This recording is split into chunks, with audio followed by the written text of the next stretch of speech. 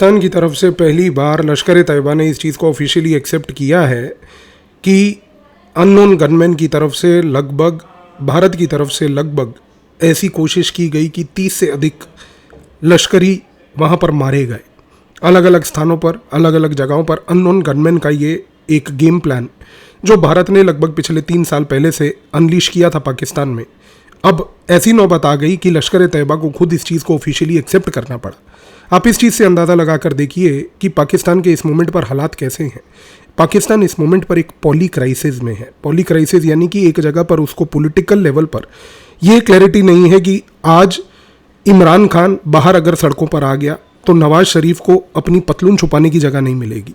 दूसरा, अर्थव्यवस्था के तौर पर पाकिस्तान की इकोनॉमी कंप्लीटली कोलैप्स कर चुकी है। मिलिट्री लेवल पर पाकिस्तान की मिलिट्री को इतना बड़ा चैलेंज है कि आज वो भारत के सामने एक जगह पर खड़े होकर तिल मिला रही है और वहीं पर अफगानिस्तान की बाउंड्री पर खड़े होकर तिल मिला रही है, क्योंकि वहाँ पर अफगानिस्तान के बाउंड्री पर तालिबान हो या तहरीके तालिबान पाकिस्तान हो, दोनों ने पाकिस्तान का जीना मुश्किल कर रखा है। और चौथा, पाकिस्तान के अंदर पाले हुए सांप लश्कर तैयबा जो इस मोमेंट पर इस चीज़ को ओपनली अब एक्सेप्ट कर रहे हैं, इस चीज़ का आप खमियाजा सोचिए कि क्या लश्कर तैयबा को भी ये चीज़ अब समझ आ चुकी है कि आने वाले समय में उसका अंत निश्चित है। ये मैटर इसलिए करता है क्योंकि पाकिस्तान के अंदर जिस प्रकार का ये पॉली क्राइसिस अनफोल्ड हो रहा है, विश्व में इसको बिल्कुल लेकर कोई कवरेज नहीं है। बड़ी सरप्राइजिंग बात है कि पूरी वामपंथिक मीडिया, खास करके कतर में बैठी हुई अल जजीरा, इसके बारे में चर्चा करने को तैयार नहीं, क्योंकि जाहिर सी बात है कि जिस प्रकार का मदरसा फंडिंग के बेसिस पे उसका पूरा मॉडल चलता है, वहाँ पर पाकिस्तान की ये रियलिटी दिखाना उसके लिए सक्षम नहीं है। दूसरा, भारत की नेशनल मीडिया, जिसको हम गोदी मीडिया कहते हैं, खैर उसके बारे में मैं क्या चर्चा करूँ,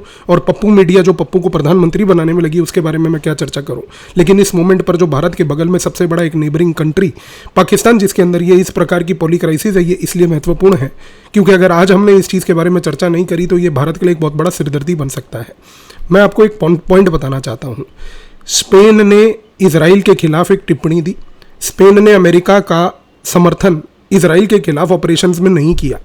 इस कॉन्टेक्स्ट में अमेरिका ने और इजराइल ने मिलकर मोरक्को के थ्रू स्पेन के अंदर एक रेफ्यूजी क्राइसिस को मैन्युफैक्चर किया। ये एक बहुत बड़ी घटना है, और ये घटना इसलिए महत्वपूर्ण है क्योंकि रेफ्यूजी क्राइसिस, जिसको हम अभी तक ह्यूमैनिटेरियन नज़रिए से देखते आ रहे थे, यहाँ पर कुछ कंट्रीज़ ने मिलकर जब ये रेफ्यूजी क्राइसिस को मैन्युफैक्चर करके यूरोप के एक स्पेसिफिक देश स्पेन के अंदर ये तबाही पैदा करी है, इस चीज़ का खमियाजा आपको भारत में रहकर समझने की आवश्यकता है। क्योंकि ये पाकिस्तान का जो पॉली क्राइसिस है, क्या इस पॉली क्राइसिस को और पाकिस्तान के इंटरनल कोलैप्स को यहाँ पर डिलिबरेटली किया जा रहा है ताकि भारत आने वाले समय में पाकिस्तान की तरफ से एक रेफ्यूजी इन्फ्लो को झेले? क्या लश्कर तैयबा का ये ऑफिशियल एक्सेप्टेंस इस बात को दर्शाता है कि लश्कर तैयबा को खुद समझ आ गई है कि पाकिस्तान आर्मी का समर्थन अब उसको लॉन्ग रन में नहीं मिलने वाला?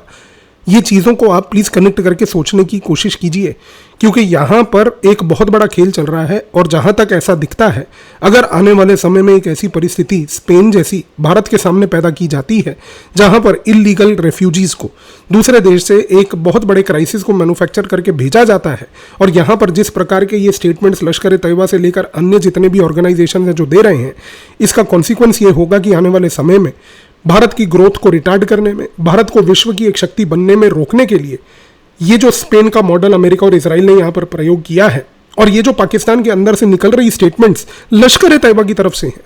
ये चीज़ आज की डेट में बहुत ही गहरी चीज़ें हैं। मुझे बड़ी आपत्ति होती है इस चीज़ को देखते हुए कि राष्ट्र की मीडिया में, एक नेशनल न्यूज़ पे और किसी भी जगह पर इस पर्टिकुलर टॉपिक पे किसी तरीके की कोई चर्चा नहीं हो रही, क्योंकि भारत के लिए जिस प्रकार का ये सुरक्षा खतरा बनने जा रहा है, हम इसके बारे में या तो बहुत ज़्यादा कैजुअल हैं या हम इस चीज़ को रियलाइज़ करना नहीं चाहते। लेकिन चॉइस आपकी है, आप इस चीज़ को किस नज़रिए से देखते हैं। और लश्कर तैयबा की ये ओपन स्टेटमेंट कि आज भारत ने